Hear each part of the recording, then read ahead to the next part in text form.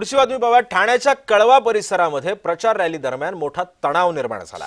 शरद पवार गट आणि शिवसेनेची प्रचार रॅली आमने सामने आली। शिवसेना कार्यकर्त्यांनी अश्लील शिवीगाळ आणि इशारे केल्याचा आरोप करण्यात येतोय। अभिजित पवार, तुळशीराम साळवेंच्या प्रचारादरम्यानचा हा सगळा प्रकार आहे। बाळामामा म्हात्रेंच्या उपस्थितीमध्ये हा सगळा अश्लील प्रकार घडलेला आहे।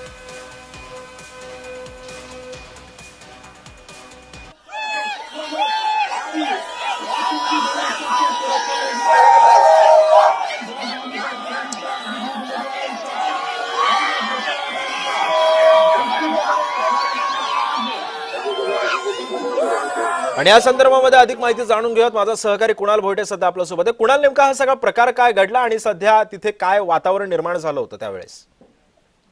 सिद्धेश, मतदानाला काही दिवसच उरलेले आहेत आणि प्रचाराच्या अंतिम टप्प्यामध्ये वातावरण तापलेलं पाहायला मिळतंय।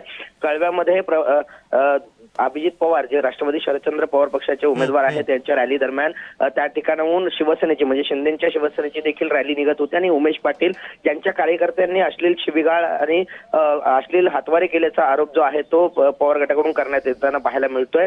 मात्र ज्यावेळेस या दोन्ही रॅली एकत्र आल्या त्यानंतर चांगलंच वातावरण तापलेलं पाहायला मिळालं। कायदा सुव्यवस्था कुठेही बिघडू नये यासाठी पोलीस देखील तैनात होते। मात्र दोन्हीकडून जे घोषणाबाजी आहेत त्या एकमेकांविरोधात सुरू होत्या आणि याच सगळ्याचा परिणाम त्या ठिकाणी बाळामामा म्हात्रे देखील उपस्थित होते आणि यांच्या समोर हा संपूर्ण प्रकार जो आहे तो घडलेला आहे। त्यामुळे आता 2 दिवस शिल्लक आहेत। उद्या प्रचाराच्या तोफा ज्या आहेत त्या थंड होणार आहेत। मात्र वातावरण जे आहे ते चांगलंच राजकीय वातावरण तापलेलं पाहायला मिळतं। नक्कीच। धन्यवाद कुणाल, तू दिलेल्या सविस्तर माहितीबद्दल।